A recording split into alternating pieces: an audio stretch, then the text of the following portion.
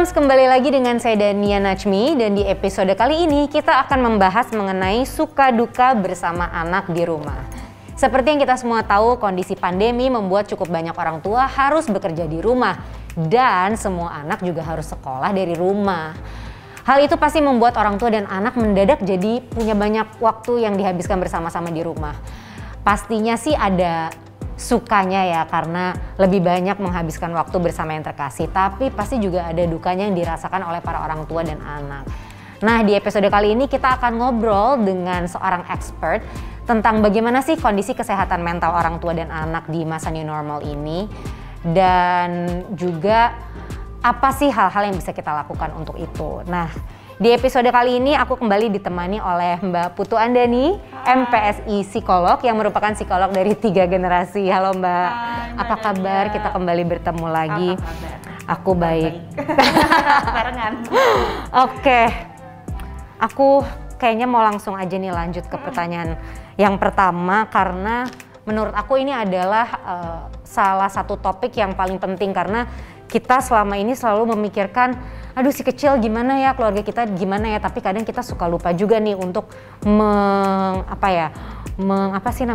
mengurus, menjaga diri kita sendiri gitu. Nah, dengan adanya situasi seluruh anggota keluarga ini menghabiskan banyak waktu di rumah gitu, sebenarnya gimana sih keadaan kesehatan mental orang tua dan juga anak-anaknya gitu yang kamu ketahui sekarang ini? Oke.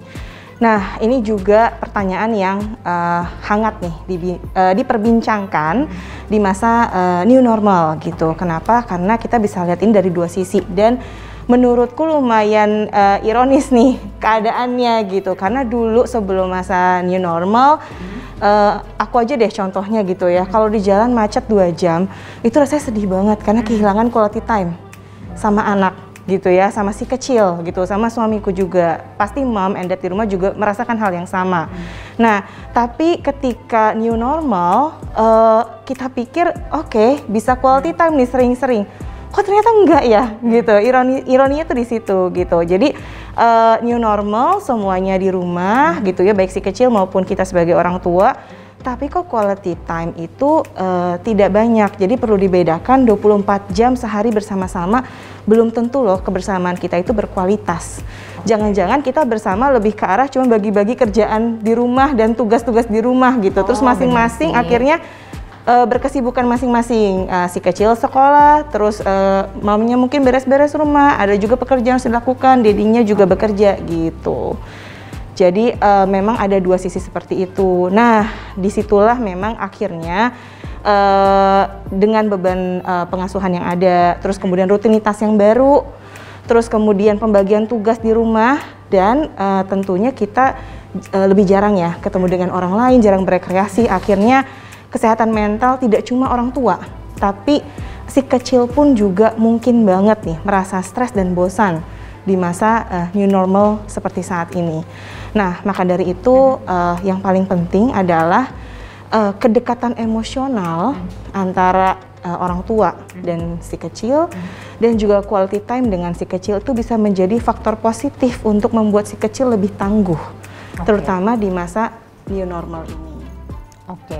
Nah, dengan keadaan orang tuanya yang lebih rentan stres dan konflik gitu karena terus-terusan di rumah ya, tapi ternyata tetap penting berarti untuk tadi kamu sebut memiliki quality time dengan anak. Nah, sebenarnya apa sih yang membuat quality time dengan anak ini begitu pentingnya, walaupun setiap hari hampir 24 jam sebenarnya udah ketemu terus gitu, Mbak? Ya, quality time itu kan artinya waktunya berkualitas ya. Jadi kita bisa bareng-bareng, tapi bisa aja kita nggak merasa terkoneksi satu sama lain. Artinya kurang berkualitas. Nah, padahal quality time ini bisa menjadi faktor yang berperan baik untuk ketangguhan anak menjalani kehidupan di masa pandemi. Karena kita tahu sekali di masa pandemi new normal ini banyak perubahan ya yang harus dialami oleh anak. Ketika siapapun yang merasa berubah, kita sebagai orang dewasa maupun si kecil ada perubahan, kita butuh merasa aman untuk bisa lebih tangguh menghadapi perubahan itu. Nah, kita sebagai orang dewasa, orang tua itu menjadi sosok yang memberikan rasa aman kepada si kecil melalui quality time. Itu yang pertama.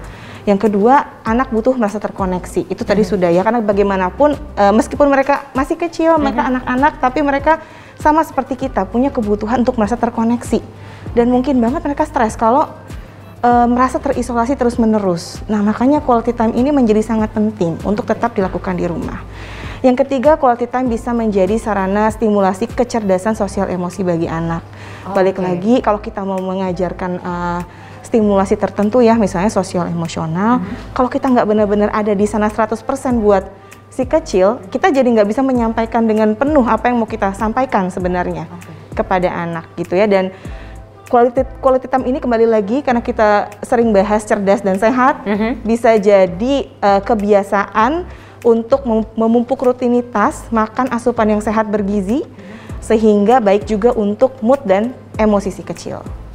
Oke, nah aku punya satu concern nih Mbak, jadinya dengan aku barusan mendengar betapa pentingnya quality time, tapi kan nggak semua moms di sini kan stay at home mom ya gitu, pasti ada working mom gitu, yang pasti walaupun di rumah aja tapi terus tetap bekerja. Terus belum lagi ada pekerjaan-pekerjaan domestik yang jadinya harus dilakukan juga. Nah pastinya kan kita secara fisik tuh udah capek dan mungkin mental kita juga jadinya nggak siap gitu untuk misalnya bisa menghadapi anak gitu. Nah gimana sih Mbak caranya supaya para moms di rumah ini sekarang tuh bisa tetap siap dan menyempatkan diri untuk memberikan quality time nih kepada si kecil?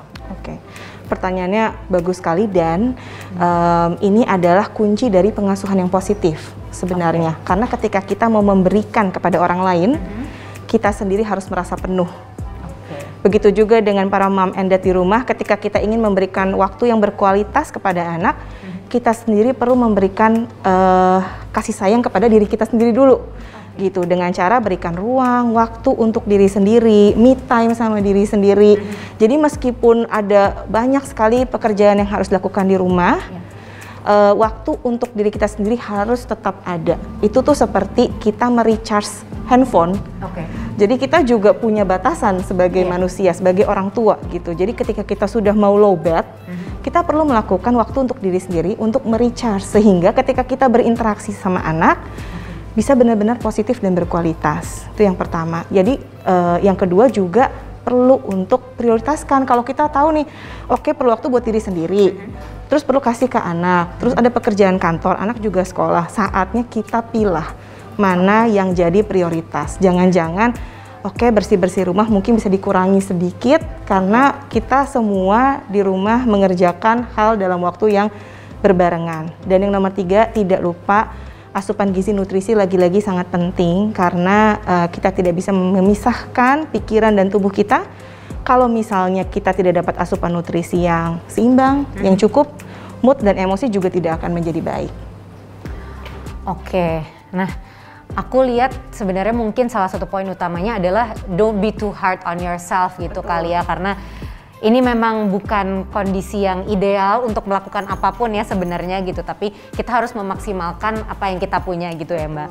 Dan juga sebenarnya bersama menghabiskan waktu dengan anak-anak di rumah itu walaupun mempunyai sukanya yang cukup banyak gitu, tapi ada dukanya yang harus juga kita perhatikan dengan cara menjaga kualitas hubungan dengan anak dan juga ingat selalu bahwa kita sebagai orang tua juga harus memberikan asupan emosional untuk diri sendiri dan juga ke anak kita juga ya Mbak. Nah, sama satu lagi adalah poin yang tadi mungkin aku mau highlight lagi adalah jangan lupa untuk memberikan asupan gizi dan beragam nutrisi baik. Salah satunya adalah dengan vitamin dan mineral. Karena cerdasnya sepenting sehatnya, baik itu kecerdasan kognitif maupun sosial dan juga emosi. Gimana Mbak Putu rasanya kamu sebagai working mom? Apakah sudah menjalankan semua tips kamu sendiri? Ya pasti berusaha menjalankan semua tips itu supaya tetap sehat mental karena kita di rumah aja. Tapi tips itu lagi-lagi bisa Mbak Dania diaplikasikan baik pada masa new normal maupun nanti. Karena bagaimanapun waktu untuk diri sendiri, kasih sayang untuk diri sendiri dari diri kita sendiri ya. Akan penting apapun tantangan kita, apapun kehidupan yang kita jalani gitu. Kita perlu merecharge diri kita sebelum memberikan untuk orang lain. Oke, Mungkin para moms di rumah juga pasti penasaran ya. Oke, aku mengerti harus apa, tapi ada ide apa ya yang bisa kita lakukan untuk menciptakan quality time? Nah, jangan khawatir karena topik tersebut akan dibahas di episode berikutnya. Saya Dania Najmi, sampai jumpa.